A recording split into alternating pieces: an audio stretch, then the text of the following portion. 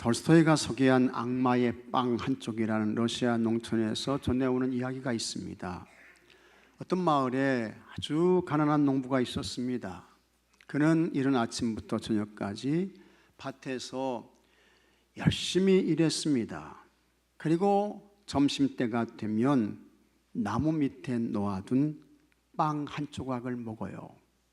그러던 어느 날 나무 밑에 놓아둔 이 가난한 농부의 빵 한 조각이 감쪽같이 없어졌습니다. 농부는 허기진 배를 물로 달래며 이렇게 말했습니다.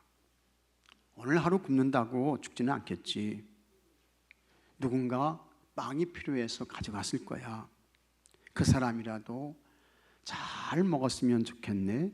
그리고는 이 농부가 하나님께 감사했습니다. 그런데 그 빵을 훔친 것은 악마였습니다. 악마는 농부에게 원망하고 불평하는 죄를 짓게 만들려고 빵을 훔쳤던 것입니다. 하지만 농부는 빵도둑에게 악담을 퍼붓기는커녕 오히려 축복했습니다. 그리고 하나님께 감사했어요. 이렇게 되니까 이 악마가 다른 선택을 합니다. 악마가 하인으로 변장했습니다.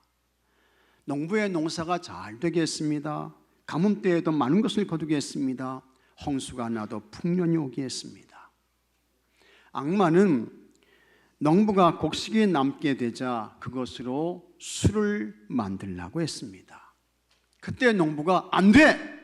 거절해야 되는데 농부는 그렇게 하지 못했습니다. 이 농부가 술을 만들어서 친구들과 함께 먹고 마시며 놀았습니다. 농기구가 녹이 슬기 시작했습니다. 밭은 풀동산이 됐어요. 일용할 양식이 쾌락의 도구로 바뀌었습니다. 농부와 친구들이 술에 취해서 먹고 마시고 노는 동안 사람의 마음속에 잠재되어 있던 늑대, 돼지의 본성이 나오기 시작했습니다. 악마의 작전은 대성공이었습니다. 이 농부가 타락했습니다. 하나님께 대한 감사를 잃어버린 악한 사람이 된 거예요. 하나님께서 주신 시간과 능력을 육신의 쾌락과 정욕을 위해 사용하는 불의한 사람이 됐습니다. 그래서 성경은 말씀합니다. 잠언 4장 23절에 같이 읽겠습니다. 뭐든 지킬 만한 것 중에 더욱 내 마음을 지키라. 생명의 근원이 이에서 남이니라. 뭐 지켜야 돼요? 마음 지키셔야 돼요. 마음 지켜야 합니다. 여러분의 마음을 잘 지키시기 바랍니다. 하나님께 대한 감사를 잃어버리면 안 됩니다. 하나님께 대한 감사를 빼앗기면 안 돼요. 하나님께 대한 감사를 잃어버렸습니다. 하나님께 대한 감사를 빼앗겼습니다. 여러분, 그 사람은 늑대의 인생을 사는 것입니다. 그 사람은 돼지의 삶을 살게 되는 거예요. 사람은 하나님의 은혜와 축복이 아니면 전혀 살 수 없습니다. 하나님은 일반 은총을 통해서 사람이 생명을 유지하며 살 수 있도록 모든 것을 주셨습니다. 공기 주셨습니다. 음식 주셨습니다. 단잠 주셨어요. 물 주셨습니다. 그 외에 하나님께서 필요한 것 다 주셨어요. 우리는 하나님께로부터 받지 않은 것이 무엇이 있습니까? 뭐 있어요? 하나님께로부터 받지 않은 것은 아무것도 없습니다. 또 인간은 죄와 허물로 이미 벌써 죽은 존재였습니다. 그와 같은 인간이 가는 곳이 있습니다. 영원한 불못의 지옥이라고 했습니다. 거기서 영원토록 소금치듯함을 받아야 합니다. 그러나 하나님께서 독생자 예수님을 세상에 보내주셨습니다. 그 예수님께 고통의 십자가를 지게 하셨습니다. 그래서 십자가의 예수님을 그리스도 주님으로 믿는 사람은 누구든지 허물과 죄를 사해 주셨고 영원한 구원의 사람, 영생의 사람 되게 하셨습니다. 이것이 여러분이 받은 구원입니다. 그렇게 예수님의 십자가 구속의 사건으로 구원받은 사람들은 영생의 사람이 되고 심판에서 구원으로 옮겨졌습니다. 또 지옥에서 천국으로 옮겨졌습니다. 영벌에서 영생으로 옮겨졌습니다. 마귀의 자식에서 하나님의 자녀로 옮겨졌습니다. 그래도 우리 하나님은 우리에게 전혀 대가를 요구하지 않았습니다. 내가 너에게 세상 필요한 모든 것 다 줬다. 내 독생자 아들 예수님 보내서 내 허물과 죄를 사해서 내 영혼 구원해 줬어. 그러니 너 나한테 이거 가져와. 하나님 그러시던가요? 아니에요. 그저 값없이 하나님의 은혜로, 하나님의 도움으로 모든 것을 받았습니다. 대단한 은혜인 것입니다. 굉장한 하나님의 축복인 것입니다. 그러면 이렇게 측량할 수 없는 하나님의 은혜와 복을 받은 사람들은 하나님 앞에서 우리가 어떻게 살아야 할까? 뭐 하셔야 돼요? 감사, 찬송하셔야 하는 것입니다. 과연 어떻게 감사해야 할까? 첫째로 마음으로 감사해야 합니다. 하나님은 여러분의 뭘 보십니까? 마음 보시는 거예요. 하나님은 우리의 중심을 보신다고 했습니다. 하나님께서 이스라엘 백성들을 이렇게 책망했습니다. 이사야 29장 13절에 주께서 이르시되 이 백성이 입술로는 나를 가까이 하며 입술로는 나를 공경하나 그들의 가차겠습니다. 마음은 내게서 멀리 떠났나니. 입술로는 하나님 사랑합니다, 하나님 감사합니다, 하나님 찬송합니다, 그냥 뭐 입에 침이 마르도록 이야기하고 외치지만 그 마음은 벌써 어떻게 해요? 세상으로 갔어요. 그 마음은 우상으로 가버렸습니다. 입으로는 하나님 사랑합니다, 하나님 경외합니다, 떠들어대는데 가짜예요. 거짓입니다. 그리고는 원망하고 불평하고 하나님을 탓하는 것입니다. 이와 같은 모습에 대하여 하나님께서 대단히 서운해하셨습니다. 그리고 하나님께서 진노하시게 되는 것입니다. 그런데 하나님께 대한 감사는커녕 원망과 불평을 할 때에 그 원망과 불평이 어디에서 올까? 날아가오는 자아가 원망하고 불평하는 것으로 생각하는데 그것은 잘못된 생각입니다. 오해예요. 원망하고 불평하게 하는 실체가 따로 있습니다. 여러분, 원망과 불평은 마귀가 주는 것입니다. 이걸 잘 기억하셔야 돼요. 마태복음 13장에 어떤 사람이 밭에 좋은 씨를 뿌렸습니다. 그런데 보니까 좋은 씨만 뿌렸던 그 밭에 뭐가 있어요? 가라지가 있는 거예요. 틀림없이 좋은 씨만 뿌렸는데 심지 않고 뿌리지 않은 가라지가 있어요. 왜 그럴까? 밤에 원수, 곧 마귀가 와서 가라지를 뿌리고 간 것입니다. 마태복음 13장 24절에 예수께서 그들 앞에 또 비유를 들어 이르시되 천국은 좋은 씨를 제 밭에 뿌린 사람과 같으니 사람들이 잘 때에 그 원수가 와서 곡식 가운데 가라지를 덧뿌리고 갔더니 했습니다. 여기서 원수는 뭡니까? 원수는 누구예요? 마귀인 것입니다. 사탄인 것입니다. 여러분이 감사가 아닌 원망과 불평을 하게 되면 이미 그 사람은 마귀에게 마음을 빼앗긴 거예요. 마음을 도둑맞은 것입니다. 마귀는 끊임없이 원망해야지, 불평해야지, 내 마음 상하지, 다른 사람 탓해, 비난해, 끊임없이 우리에게 유혹하는 것입니다. 그러나 여러분, 성령님은 그렇지 않습니다. 성령님은 감사해라, 감사해라, 찬송해라, 하나님께 영광 돌려. 성령님은 말씀하시는 것입니다. 여러분의 마음을 잘 지키시기 바랍니다. 무엇보다 감사의 마음 지키세요. 감사 빼앗기면 안 됩니다. 감사 잃으면 안 돼요. 마귀에게 도둑맞은 가장 불행한 인생을 살게 되는 것입니다. 여러분들이 항상 마음으로 감사해서 우리 하나님을 기쁘시게 하고 하나님의 허락하시는 좋은 것을 받고 누리는 모든 분들이 되시기를 바랍니다. 이렇게 마음으로 감사하는 것, 이것이 그냥 마음으로 끝나면 안 되죠.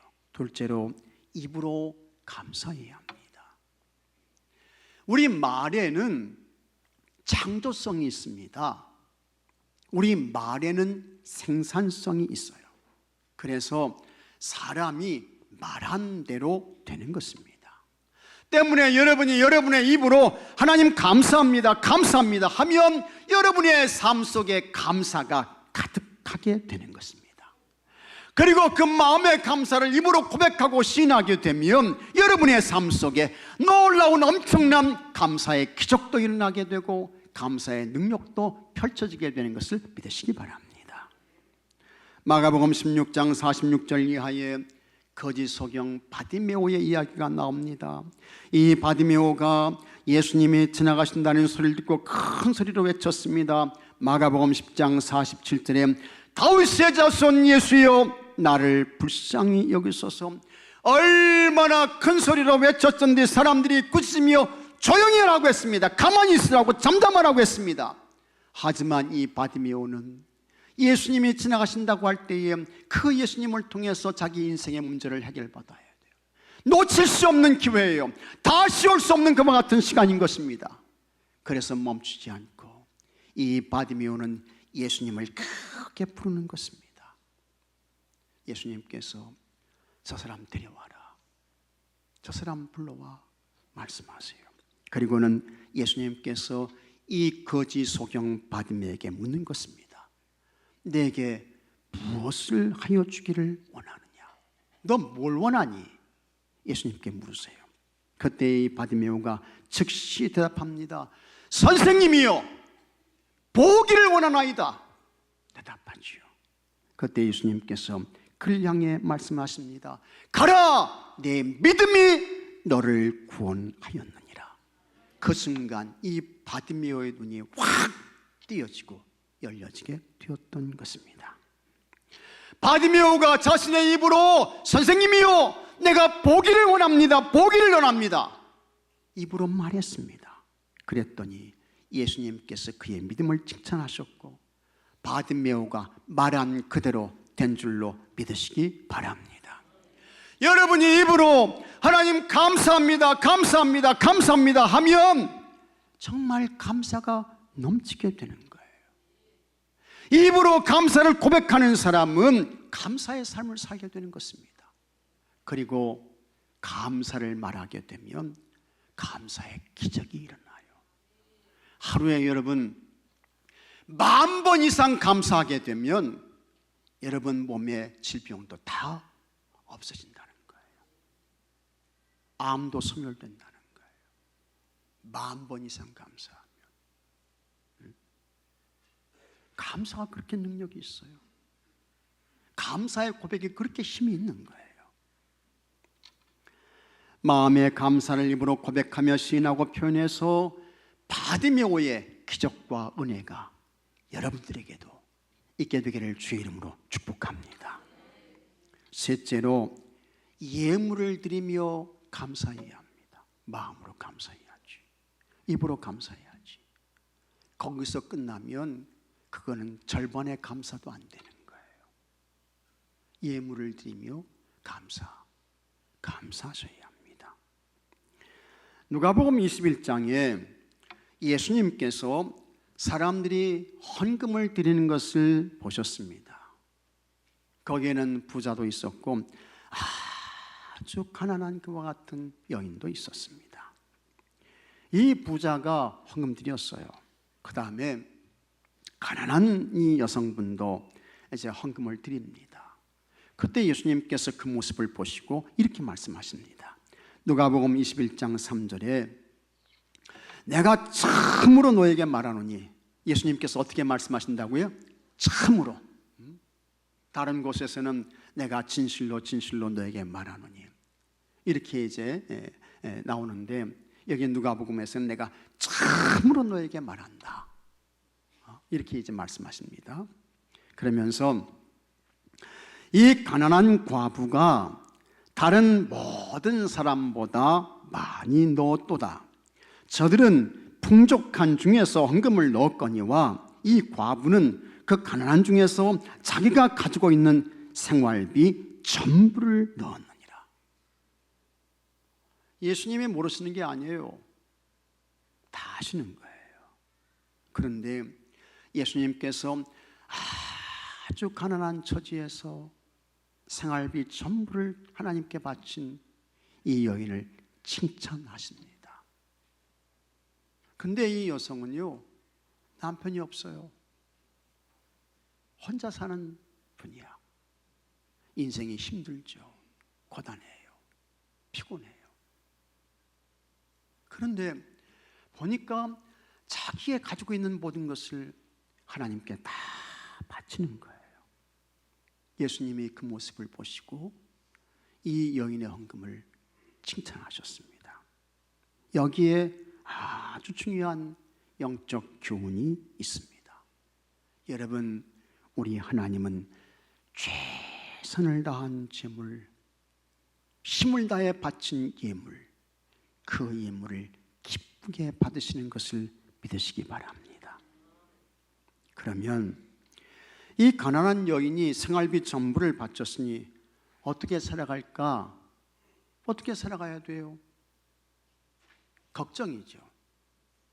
염려가 있습니다. 그러나 여러분, 그럴 필요가 없습니다. 생활비 전부를 드렸다는 것은 믿음으로 바쳤다는 것이고, 이것은 곧 뭡니까? 하나님께 모든 것을 맡기는 거예요. 하나님 책임져 주세요. 하나님이 돌봐주세요. 어차피 지금까지 살아온 것도 하나님의 은혜였고 하나님의 돌봄이었는데 앞으로의 모든 삶도 하나님 책임져 주세요. 하나님 돌봐주세요. 그래서 드린 거예요. 이와 같은 사람 하나님께서 그냥 두실까? 내가 알아서 살아 말씀하실까? 아닌 것입니다. 베드로전서 5장 6절에 그러므로 하나님의 능하신 손 아래에서 겸손하라. 때가 되면 너희를 높이시리라. 너희 염려를 다 주께 맡기라. 이는 그가 너희를 같이하겠습니다. 돌보심이라. 돌보심이라. 하나님이 어떻게 하셔요? 돌봐주신다는 거예요. 하나님의 돌봄을 받아야 할 줄로 믿으시기 바랍니다. 그런데 누구를 하나님께서 돌봐주실까? 누구를 돌봐주세요? 하나님께 모든 것을 맡기면서 최선을 다해서 힘껏 예물을 드려 봉헌하는 그 인생, 그 사람 하나님께서 책임지시고 그 사람을 돌봐주시는 것입니다. 그리고 그에게 생각지 못한 기적도 능력도 하나님께서 행해 주십니다. 열왕기상 17장에 사르반 여인의 이야기가 나옵니다. 이 사르반 여인은 한 줌 남은 가루로 빵 한 조각을 구워서 먹고 이제 죽으려고 하는 것입니다. 딱 한 줌밖에 없어요. 그때에 하나님의 종 엘리야가 사르반 여인에게 찾아와서 그 가루로 빵을 만들어서 자기에게 가져오라는 거예요. 여기 계신 여러분들이 사르반 여인이라고 하면 어떻게 하시겠습니까? 어떻게 해야 돼요? 딱 한 끼야. 딱 한 번이야. 그거 먹고 이제 끝이야. 죽는 거예요. 근데 그것 가지고 빵 구워 가지고 엘리야에게 가져오라는 것입니다. 참, 여러분 이거 어떻게 해야 됩니까? 장로님 같으면 들으시지요. 그러나 여기 계신 분들이 다 그러겠어요? 고민, 갈등이 크죠. 그러나 이 사르반 여인은 저 사람은 하나님이 보낸 선지자야. 저 사람은 하나님의 종이야. 그와 같은 믿음을 가지고 빵을 구워서 엘리야에게 가져오지요. 그 결과가 어떻게 되었습니까? 하나님께서 책임져 주시잖아요. 그래서 가뭄이 끝날 때까지 동에 가루가 떨어지지 않고 병에 기름도 마르지 않고, 이거 누가 책임져 주시는 거예요? 하나님께서 그 인생을 책임져 주시는 것입니다. 다른 사람들은 먹을 것이 없어서 굶고 죽고 난리가 났습니다. 그러나 이 사르반 여인은 해함도 없었고 상함도 없었습니다. 최선을 다해서 힘껏 드리는 감사의 예물, 희생의 제물, 그거 하나님께서 외면하시는 거 아니에요. 그거 받으시는 것입니다. 그리고 하나님께서 그 인생과 삶을 책임져 주십니다. 여러분, 우리 하나님께서 돌봐주셔야 하는 줄로 믿으시기 바랍니다. 사람이 하는 거 아닙니다. 인간이 하는 거 아니라고요. 하나님 돌봐주셔야 돼요. 하나님의 능하신 손이 도와주셔야 되는 것입니다. 하나님께 최선을 다한 감사의 예물 드려서 여러분 하나님의 기쁘게 받으시는 예물 제물이 되고, 하나님의 놀라운 능력과 역사를 경험하는 은혜가 여러분들에게 있게 되기를 바랍니다. 넷째로, 몸으로 감사해야 합니다. 사도 바울이 디모데전서 1장 15절에 이렇게 말씀했습니다. 미쁘다 모든 사람이 받을 만한 이 말이요, 그리스도 예수께서 죄인을 구원하시려고 세상에 임하셨다 하였도다. 죄인 중에 내가 괴순이라. 사도 바울이 얼마나 은혜가 충만한 사람이에요. 얼마나 성령이 충만한 사람입니까? 대단한 사람입니다. 하나님께서 그를 끌어올리셔가지고 하늘의 3층 천에 그 천국의 비밀을 다 가르쳐 주신 사람이 누굽니까? 사도 바울이야. 근데 죽음을 앞에 놓고 자신을 돌아보니까 자기가 뭐예요? 죄인 중에서도 괴수야, 괴수. 이 바울은 예수님 믿는 사람들을 핍박했던 악한 사람입니다. 예수님 믿는 사람들과 교회에 대하여 사기가 등등했습니다. 사도행전 9장 1절에 사울이 주의 제자들에 대하여 여전히 위협과 사기가 등등하였습니다. 지금으로 말하면 예수님 믿는 성도들과 성도들이 모여서 예배드리는 그 장소에 찾아와 가지고 테러를 하는 사람, 그 사람이 바울이었습니다. 이 바울은 스데반을 죽이는 데 앞장섰습니다. 그런 바울이 하나님의 특별한 은혜가 임해서 다메섹 도상에서 여러분 부활하신 예수님을 만나게 돼요. 아나니아에게 안수를 받고 그에게 세례를 받습니다. 이제 그 바울이 예수님 복음을 전하는 전도자가 되죠. 하나님의 놀라운 역사인 것입니다. 예수님께서 바울에게 예수님의 십자가 구속의 비밀과 신비를 다 성령님을 통해서 알려주셨습니다. 바울은 이제 그의 온 몸과 생명을 바쳐 예수님의 십자가와 구속을 전하는 증거자가 됩니다. 이 사도 바울이 예수님의 복음을 전하다가 유대인들에게 붙잡혀서 40에서 하나 가뭄매를, 40에서 하나가 빠져요. 몇 대예요? 39대. 이 매를 몇 번 맞았습니까? 몇 번 맞았어요? 5번 맞았어요. 5번. 40에서 하나 빠진 39대 매를 5번 맞은 사람이 사도 바울입니다. 그 다음에 3번 태장을 맞죠. 이 태장은 예수님께서 맞았던 매입니다. 채띠 끝에 납덩이가 붙어 있어가지고 뼈 조각이 달려 있어서 한 번 맞게 되면 살이 막 파여서 떨어져 나가요. 얼마나 잔혹했던지 로마 사람들에게는 태장을 못 때리게 했습니다. 근데 그와 같은 태장을 3번 맞았습니다. 또 한 번 돌에 맞았습니다. 3번 파선을 당했습니다. 여러 번 잠자지 못했습니다. 먹지도 못했습니다. 추위로 고생했습니다. 헐벗었습니다. 왜 바울이 이렇게 했을까? 주님이 베풀어 주신 은혜와 축복이 너무 크고 놀라웠습니다. 그래서 그는 감사하고 감격하며 주님과 교회를 위해 자신의 몸을 띄어서 헌신했습니다.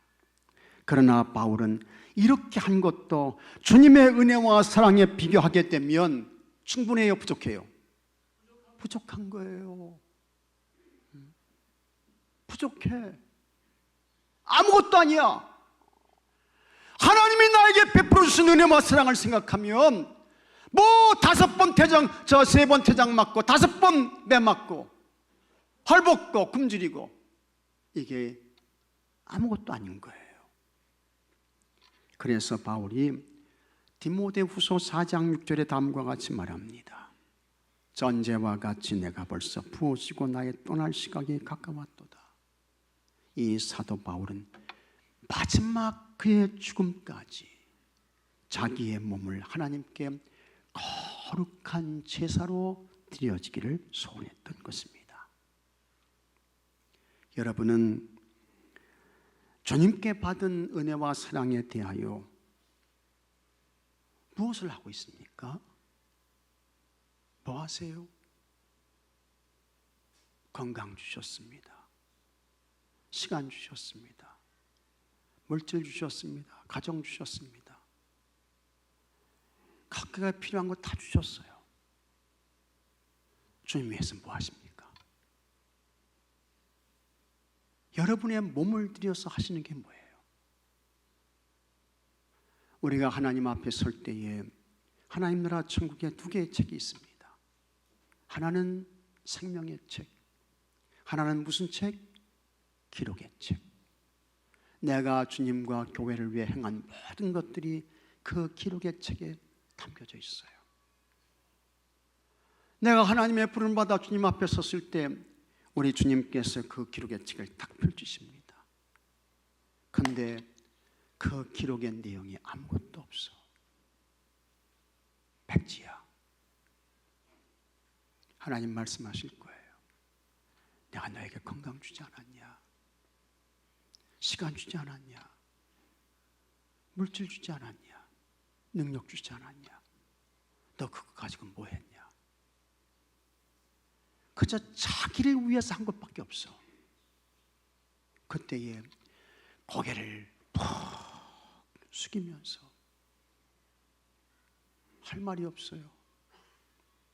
어떤 사람은 변명하겠죠. 그러나 여러분, 그 변명이 받아지겠습니까? 아닌 것입니다. 몸을 들여 헌신하고 싶어도, 희생하고 싶어도, 충성하고 싶어도 여러분 못할 그와 같은 시간이 다가오고 있습니다. 잘 기억하시고 주님과 교회를 위한 거룩한 헌신자들, 희생자들로, 수고의 사람으로 살아가시는 여러분들이 되시기를 주의 이름으로 축복합니다. 이렇게 우리가 하나님의 사랑을 깨닫고 마음으로 감사하셔야 돼요. 입으로 감사하셔야 됩니다. 예물 드려서 감사하셔야 되고 몸을 들여서 감사하셔야 됩니다. 할렐루야. 그런데 사람은 좋을 때, 잘 될 때, 기쁠 때는 누구든지 감사하죠. 그러나 안 될 때, 힘들 때, 슬플 때, 나쁠 때는 감사하지 않습니다. 심지어는 하나님을 원망하는 사람도 있고 불평을 끝도 없이 쏟아내요. 이것은 주님의 은혜와 사랑을 받은 자의 참된 모습이 아닌 것입니다. 그러면 예수님 믿는 우리는 어떤 감사를 해야 할까? 감사의 최고 수준이 있습니다. 감사의 최고봉이 있습니다. 그것은 무슨 감사냐? 같이 하겠습니다. 그럼에도 불구하고 감사. 그럼에도 불구하고 감사. 있습니까, 여러분? 그럼에도 불구하고 감사한 거예요. 욥 의인이었습니다. 그는 거짓도 없었고 깨끗했고 순결했고 악에서 떠난 사람이었습니다. 그 욥에게 10명의 자녀가 있었습니다. 아들은 7이고 딸은 3입니다. 가축들도 많았습니다. 그는 부자 거부였습니다. 그런데 어느 날 이 10명의 자녀들이 싹 죽어요. 가축 몰살당합니다. 욥의 몸에는 악창이 나서 사기 그릇으로 자기 몸을 긁고 아내는 하나님을 욕하고 죽으라고 덤빕니다. 자기가 부렸던 종들은 찾아와서 이 욥을 비난하고 조롱하는 것입니다. 이때 어떻게 해야 돼요? 원망과 불평할 수 있죠. 하나님을 향해 막 원망을 쏟아낼 수 있어요. 그러나 놀랍게도 이 욥은 그렇지 않았습니다. 욥기 1장 20절에 욥이 일어나 겉옷을 찢고 머리털을 밀고 땅에 엎드려 같이 하겠습니다. 예배하며 예배하며. 우리의 믿음이 떨어지고 여러분이 은혜에서 멀어지게 되면 제일 먼저 일어나는 현상이 뭔지 아십니까? 예배 자리를 떠나요. 이게 첫 번째야. 예배 안 나와요. 예배 안 드려요. 그리고 뭡니까? 세상으로 가는 거예요. 이게 첫 번째야. 제일 먼저야. 그러나 욥은 그런 사람이 아니었습니다. 땅에 엎드려 예배하며 이렇게 말씀합니다. 이르되 내가 모태에서 알몸으로 나왔사온 적 또한 알몸이 그리로 돌아가올지라. 주신 이도 여호와시요 거두신 이도 여호와시오니 여호와 이름이 같이 하겠습니다. 찬송을 받으실지니이다. 찬송을 받으실지니이다. 이 찬송은 뭡니까? 감사한 거예요. 하나님 앞에 감사한 거예요. 놀라운 감사죠. 정말 그럼에도 불구하고 위대한 엄청난 감사인 것입니다. 하나님께서 그와 같은 욥에게 은혜를 베푸십니다. 그 욥을 도와주세요. 그래서 욥기 42장 10절에 욥이 그의 친구들을 위하여 기도할 때 여호와께서 같이 하겠습니다. 욥의 곤경을 돌이키시고. 여러분, 곤경 당하신 분이 있습니까? 어려움 당하시는 분이 있으세요? 고통 가운데 계신 분이 있습니까? 그런 가운데 감사하지 않고 원망하고 불평하셨습니까? 정말 잘못한 거예요. 그렇게 하시면 안 되고 그 곤경 가운데서 어떻게 하셔야 돼요? 감사하셔야 돼. 찬송하셔야 돼. 그렇게 되면 그때부터 그 곤경에서 돌이킴을 받게 되는 줄로 믿으시기 바랍니다. 곤경이 회복되는 거예요. 그래서 여호와께서 욥의 곤경을 어떻게 해요? 돌이키시고 회복을 주시는 거예요. 그리고 거기서 끝나는 것이 아니고 여호와께서 욥에게 이전 모든 소유보다 같이 합니다. 갑절이나 주신지라. 하나님의 큰 은혜와 복을 받게 되었던 것입니다. 다니엘 6장에 발다이오가 바사의 왕으로 있을 때였습니다. 그 나라의 총리와 수령과 방백과 참모들이 모여서 금령을 만들었습니다. 그리고 왕의 허락을 받아 선포해요. 그것은 바사 나라의 왕 다리오 외에 다른 신에게나 사람에게 무엇을 구하면 어디에 넣습니까? 사자굴에 넣는다는 것입니다. 이것은 다니엘을 없애기 위한 모함이고 함정이었습니다. 다니엘은 그때 모든 것을 알고 있었습니다. 그래도 이 다니엘이 어떻게 해요? 다니엘 6장 10절에 다니엘이 이 조서에 왕의 도장이 찍힌 것을 알고도 자기 집에 돌아가서는 옥방에 올라가 예루살렘으로 향한 창문을 열고 전에 하던 대로 하루 3번씩 무릎을 꿇고 같이 하겠습니다. 기도하며 그의 하나님께 감사하였더라. 기도하는 거예요. 감사했습니다. 기도하고 감사하면 사자굴에 던져진다는 거 모르는 게 아닙니다. 알아요. 그러나 그럼에도 불구하고 다니엘은 여전히 감사했습니다. 하나님께서 천사들을 보내서 사자들의 입을 다 막아주셨습니다. 하박국 선자는 이렇게 기도했습니다. 하박국 3장 17절에 비록 무화과 나무가 무성하지 못하며 포도나무에 열매가 없으며 감람나무에 소출이 없으며 밭에 먹을 것이 없으며 우리의 양이 없으며 외양간에 소가 없을지라도 나는 여호와로 말미암아 즐거워하며 나의 구원의 하나님으로 말미암아 기뻐하리로다. 무화과 나무가 무성치 못합니다. 포도나무 열매 없어요. 감람나무에도 소출 없습니다. 밭에는 먹을 것이 하나도 없습니다. 우리에는 양도 없고 외양간에는 소도 없습니다. 모두 텅텅 비었습니다. 아무것도 없어요. 그래도 감사할 수 있을까? 찬송할 수 있을까? 이 정도면 기도가 안 나옵니다. 찬송 못하게 되는 거예요. 원망하고 불평할 수 있습니다. 그러나 이 하박국은 아니었습니다. 모든 것이 다 없어도 그는 감사한데 하나님 한 분만 계시면 나는 감사할 수 있습니다. 여호와 한 분 당신으로 나는 기뻐하고 감사하겠습니다. 위대한 감사죠. 이와 같은 하박국의 감사를 하나님 어떻게 해요? 받으셨습니다.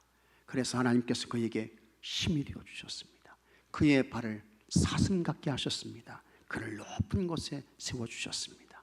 감사의 기적이고 감사의 축복인 것입니다.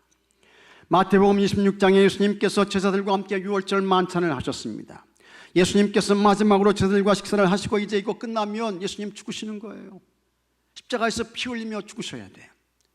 예수님께서 마지막 만찬을 행하시며 이렇게 말씀하셨습니다. 마태복음 26장 26절에 그들이 먹을 때에 예수께서 떡을 가지사 축복하시고 감사의 기도하신 거예요.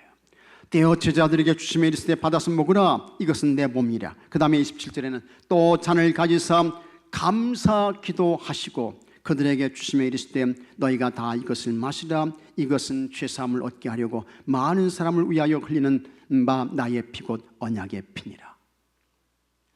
십자가에서 죽으셔야 함을 아심에도 불구하고 예수님은 여전히 축복하셨고 여전히 감사 기도하셨고 십자가의 길을 가셨습니다. 그런 예수님에게 부활의 영광이 오게 된 것을 믿으시기 바랍니다. 하나님이 받으시는 감사는 어떤 감사일까? 모든 상황에서도 그럼에도 불구하고 감사하는 것입니다. 안 됐어도, 내 몸에 병이 왔어도 그럼에도 불구하고 감사하는 거예요. 어떤 성도님은 개업 예배를 드린 후에 사업이 잘 되지를 않아서 폐업 감사 예배를 드렸습니다. 나는 지금까지 목회하면서 개업 감사 예배는 드리는 거 봤어도 폐업 감사 예배 드리는 사람은 못 봤어요. 폐업 감사 예배.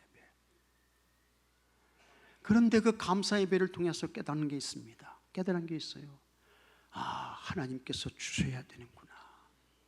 하나님이 도와주셔야 되는구나. 그 다음에 자녀들이 가정이 어려운 것을 알고 하나님께로 돌아와서 예배자가 되고, 그래서 그 참 폐업함에도 불구하고 감사했더니 하나님께서 그 사람을 어떻게 해요? 책임져 주셨습니다. 이전보다 더 잘 되게 하셨습니다. 마음과 말로 예물과 몸으로 감사하십시오. 어떤 처지에서도 그럼에도 불구하고 감사하세요. 여러분이 모든 마음과 입으로 예물과 몸으로 그럼에도 불구하고 감사해서 하나님께 큰 영광을 올려드리시고 나중을 창대케 하시는 하나님의 은혜와 복을 받고 누리는 모든 분들이 되시기를 주의 이름으로 축복합니다. 축복합니다. 다 같이 기도합시다. 마음과 입으로 예물과 몸으로 감사하게 하옵소서. 언제나 항상 그럼에도 불구하고 감사하게 하옵소서. 감사 행위를 옳게 해서 하나님께서 베푸시는 복을 받게 하시고 기적과 능력과 역사가, 하나님 주시는 승리가, 하나님의 돌보심이 저들의 삶 속에 세밀하게 펼쳐지게 해 주시옵소서. 우리 주 예수 그리스도의 이름으로 기도하옵나이다. 아멘. 이 시간